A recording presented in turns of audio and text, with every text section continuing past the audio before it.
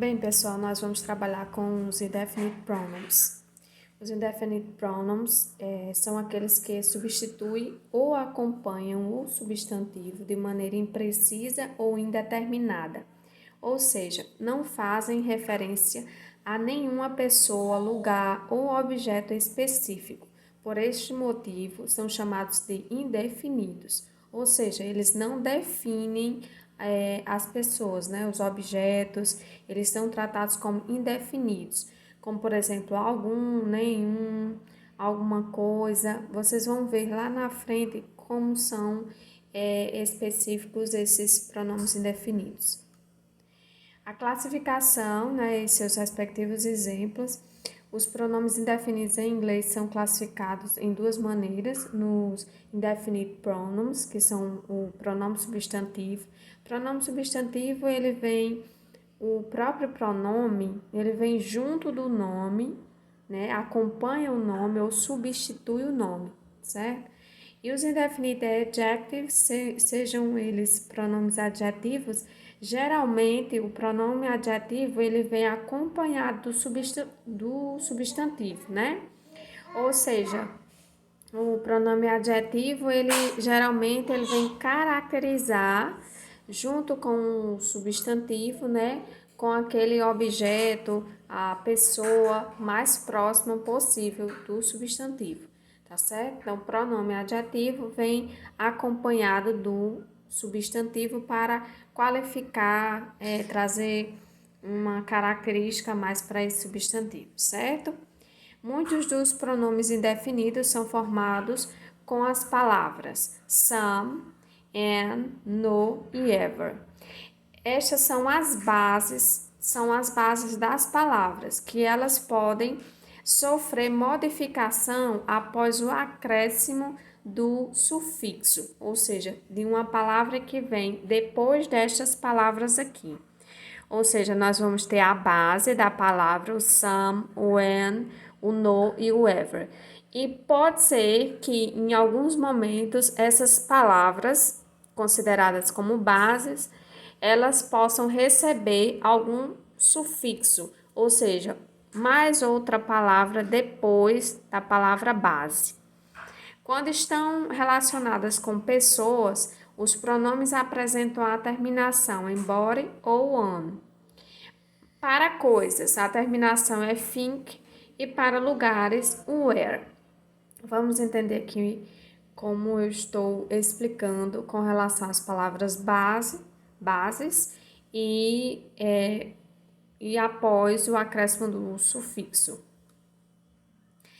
Vamos lá, o some, considerado como sozinho, né? Quando ele estiver sozinho, some, sem nenhum acréscimo de sufixo, ele significa alguns, uns, uma, de uma maneira indeterminada, né? Quando acompanhados de sufixos, a tradução pode ser diferente destas que estão aqui.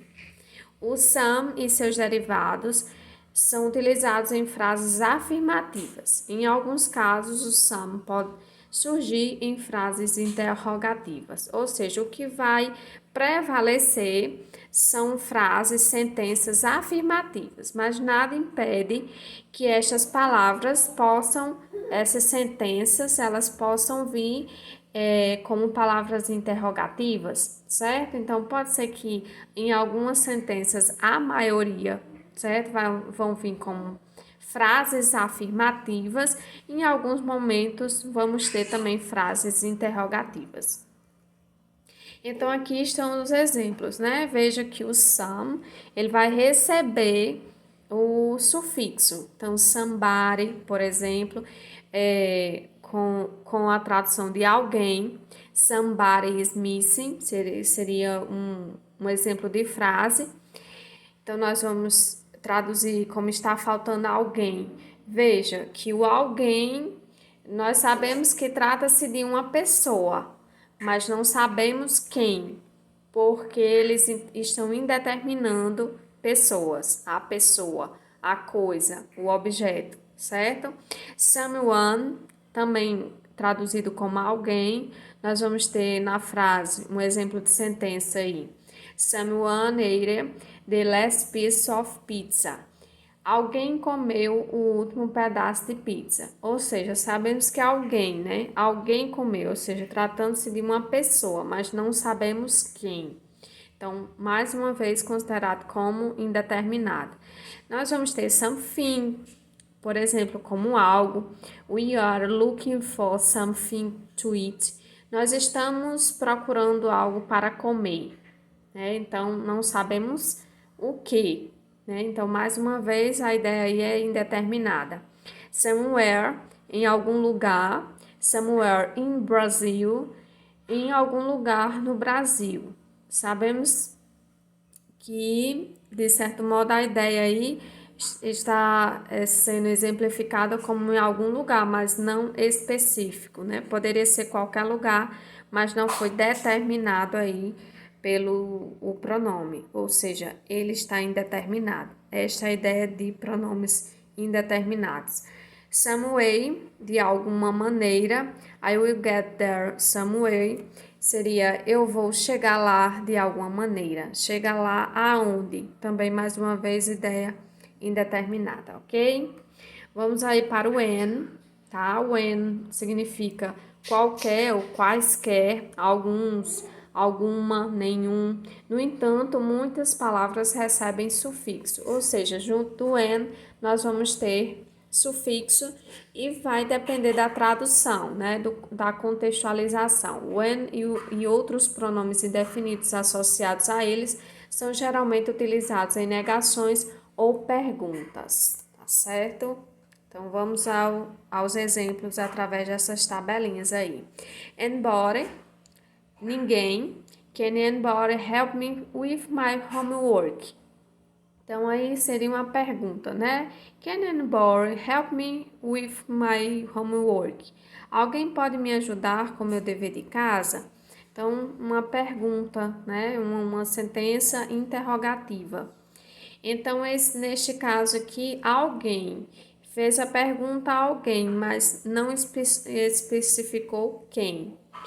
Anyone, qualquer um ou ninguém. I didn't know anyone at the party. Eu não conhecia ninguém na festa. Veja que a ideia aí é uma ideia negativa, né?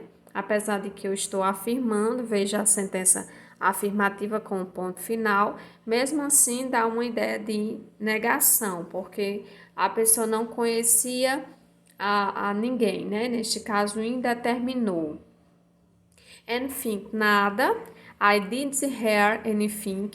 Eu não ouvi nada. Mais uma vez, é uma frase afirmativa com o sentido de negação, né? Eu não ouvi nada. Anywhere, qualquer lugar. I would go anywhere with you. Eu iria a qualquer lugar com você. Então, quando eu digo eu iria a qualquer lugar com você, pode ser qualquer lugar. Mais uma vez, ideia indeterminada. Anyway, de qualquer forma, jeito. Anyway, we found a place to eat. De qualquer forma, nós encontramos um lugar para comer.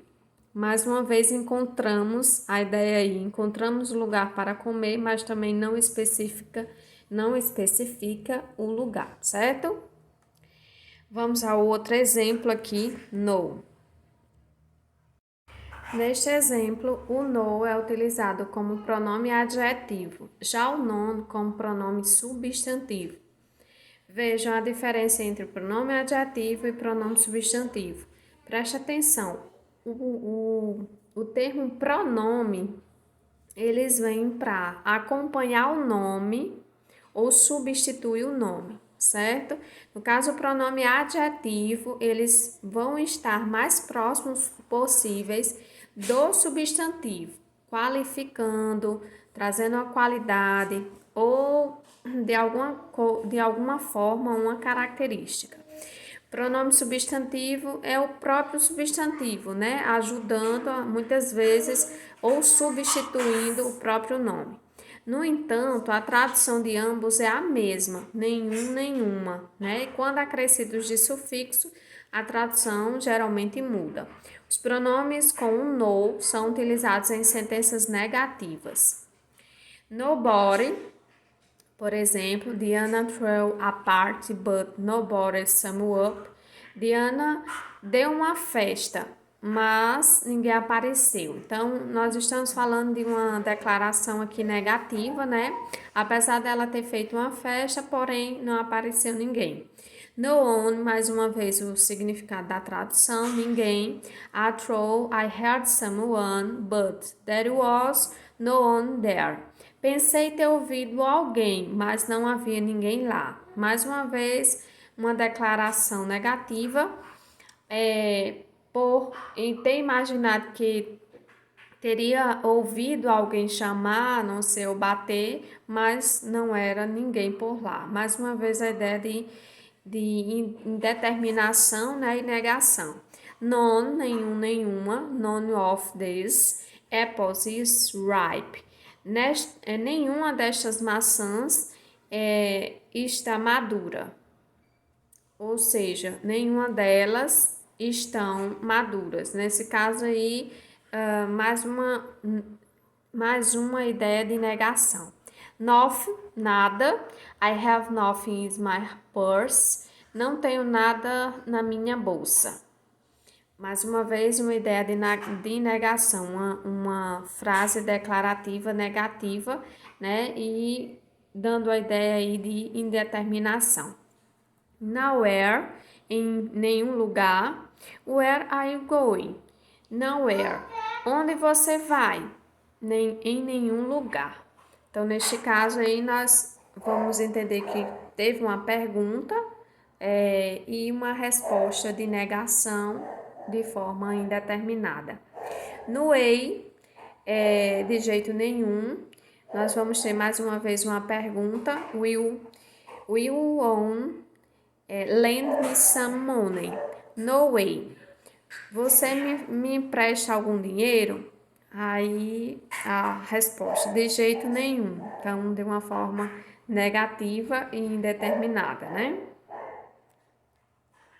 Vamos ao exemplo do every.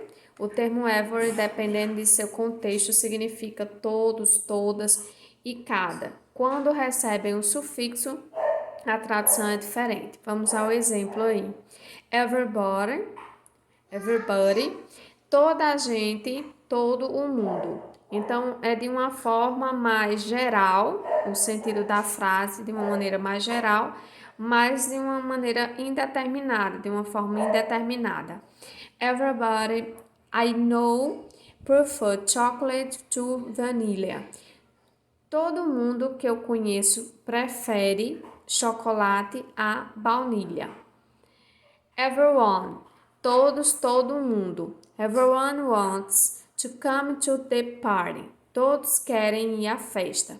Mais uma vez, a palavra todos aí, de uma forma geral, né? Está posta de uma maneira geral, mas de uma forma indeterminada. Não se determina as pessoas dos quais querem dizer que preferem, todos querem ir à festa. Então, quando diz todos, de certo modo, está colocando muita gente, mas não quer dizer que todos vão a esta festa.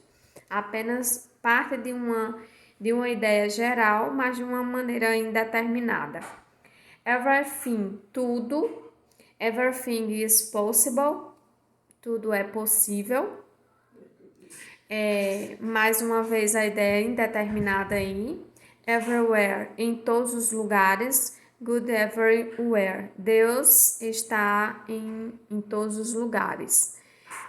Mais uma maneira aí de se entender que de uma forma geral, né? Estamos falando de uma forma geral. Deus está em todos os lugares. Mas quando estamos falando Deus está em todos os lugares, mas não definimos os lugares, né? Do mesmo modo de dizer, tudo é possível, mas não estamos determinando o que é possível naquele momento, para aquele determinado dia, certo? É algo muito do geral, parte do geral, sem ser específico.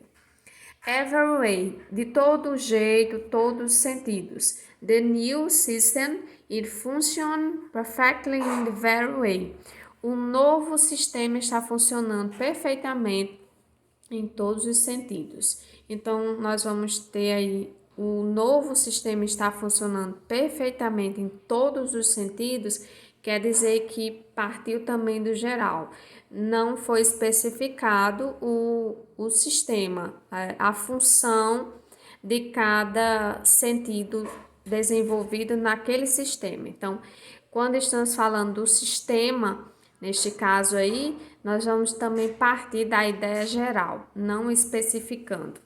Por isso que nós estamos tratando de pronomes indefinidos, porque ou parte do geral, muitas vezes para explicar uma ideia, ou indefine a coisa, o objeto, a pessoa, dentre Olá, outros hoje aspectos. vamos conhecer um pouco mais sobre a Europa, sobre a hegemonia europeia e vamos começar pela divisão Ocidente e Oriente.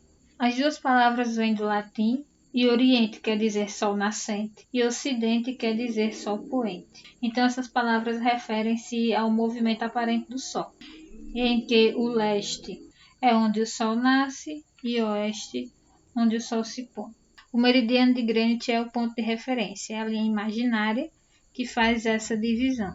Então é comum associarmos o hemisfério oriental a territórios asiáticos e o hemisfério ocidental à Europa e América.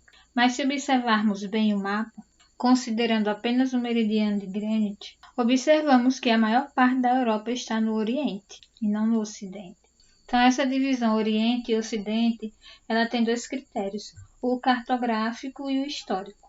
O histórico tendo a ver com aquele período de dominação de alguns povos sobre outros. E assim, desde aquele período, Ocidente e Oriente têm identidades que se contrapõem, levando em consideração desenvolvimento econômico, influência cultural, intervenção militar. Então, as grandes navegações e o início do capitalismo foram importantes para a ampliação do mundo ocidental. Mas a colonização da Ásia e da Oceania, já no século XIX, foi importante para essa divisão Oriente e Ocidente, porque tanto Ásia como Oceania foram colonizados por países europeus. Então tínhamos aí a construção de um imaginário oriental. Então o Oriente, que seria a Europa, passou a ser cada vez mais diferenciado do Ocidente. Então tínhamos aqui, principalmente no território indiano, diversas riquezas e mercadorias desejadas pelos países europeus. Então, quando falamos em Oriente, além da divisão geográfica, estamos nos referindo também à religião, valores e culturas. É uma divisão mais profunda, porque, por exemplo, quando você fala, observa a divisão meridiana de Greenwich, observa a posição da Itália, da França, claramente elas estão no Oriente. Mas, quando você analisa cultura, estilo de vida, religião, essas são características do Ocidente. Então essa discussão ela é um pouquinho mais profunda do que somente uma divisão geográfica. Então o período colonial ele marcou a expansão territorial e o domínio das potências europeias sobre a América, Ásia, África e Oceania. E esse passado ainda está presente em alguns aspectos culturais, históricos, sociais e políticos nos continentes. Por exemplo, o Brasil, que foi colônia de Portugal por mais de 300 anos, mantém suas paisagens, tradições, costumes, cultura e outros elementos de origem portuguesa. Aqui, por exemplo, eu trouxe a arquitetura. Atualmente, as principais potências europeias continuam exercendo o protagonismo nas ações geopolíticas globais. E aí, por exemplo, temos a ação do Reino Unido, França, Rússia, China e Estados Unidos, que são membros permanentes do Conselho de Segurança da ONU. Esse Conselho de Segurança é o órgão responsável pelas deliberações a respeito de tensões e conflitos entre países. Então, dentro desse conselho, temos Reino Unido e França, ainda de certa forma mantendo essa influência europeia nos demais países do mundo, pois os conflitos, as tensões mais importantes da atualidade foram discutidas, em algumas ocorreram ações políticas e militares da França e do Reino Unido. A composição do continente europeu possibilita ele seja regionalizado de várias formas. E aí aqui eu tenho a primeira divisão, a divisão pós-Segunda Guerra Mundial. E aí nós tínhamos a divisão do continente em dois grandes blocos, a Europa Ocidental e a Europa Oriental. Logo a seguir tem uma regionalização físico-geográfica. A Europa do Sul, ou Mediterrânica, porque está à beira do mar Mediterrâneo, em amarelo. A Europa Ocidental, ou Central, essa em verde. Europa Oriental, ou do Leste, em laranja. E Europa do Norte, ou Nórdica, em azul. E aí existem outras divisões históricas relacionadas àqueles processos de união e separação de países. Temos aqui as formas de relevo. Existem cadeias montanhosas, áreas de planícies e planaltos. As áreas de planície são essas em verde, que estão ao centro, é onde está a maioria da população. E também ocorre a concentração de indústrias e produção agrária. Essas áreas mais escuras são as áreas de relevo mais elevado, onde estão montanhas e planaltos. Também há a presença de vulcões. Por exemplo, o vulcão Etna, que é localizado na Itália. A Itália também é rica em rios e isso facilita o escoamento da produção, tanto pelos rios como escoamento para o exterior. Grande parte das taxas de crescimento populacional da Europa resultam da chegada de imigrantes ao continente. A maioria dos imigrantes vem da África, Ásia, da América Latina.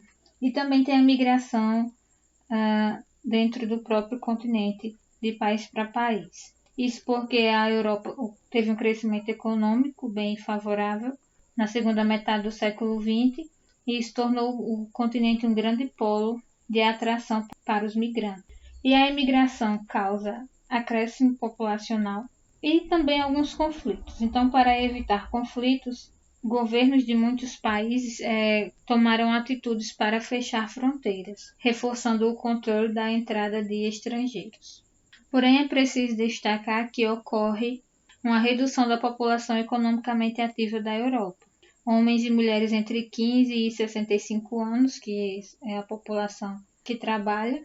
Esse número de pessoas está diminuindo porque a taxa de natalidade na Europa é bem baixa. E aí os imigrantes, eles de certa forma preenchem esse buraco no mercado de trabalho. Porém, nem todos entendem isso e ocorrem problemas relacionados à xenofobia. E a xenofobia é a aversão aos imigrantes. Além da xenofobia, ainda existem problemas econômicos, alguns países que passam por crises econômicas. Então, isso faz com que a presença do imigrante seja algo mal visto pela população em geral. Nesse mapa aqui eu apresento algumas portas por onde esses imigrantes entram na Europa. Então, pessoas que saem do Marrocos, Guiné, Senegal, em direção à Europa, entram pela Espanha, têm entrada pelo Mediterrâneo, chegam à Itália. Então, por essa passagem aqui, entram sírios e africanos. E essa entrada aqui via leste, que eles têm acesso à Hungria e à Alemanha. Essa é a pirâmide etária da Europa. Então, podemos observar que a base, onde estão os jovens, ela é bem reduzida, quer dizer, a natalidade é bem baixa. O centro, onde está a população economicamente ativa, os adultos que trabalham, ela também não é tão larga, porque, obviamente, se nasce menos pessoas, se a taxa de natalidade é baixa, teremos também um número reduzido de adultos. E o topo, onde estão os idosos, também caminha na mesma largura, porque a taxa de mortalidade é bem baixa. Então, a qualidade de vida é bem satisfatória, porém, para a economia, essa redução na taxa de natalidade, ela não é tão benéfica. E a única saída para esse problema seria ou aumentar a taxa de natalidade, que não é considerada uma saída tão eficaz, ou abraçar os migrantes.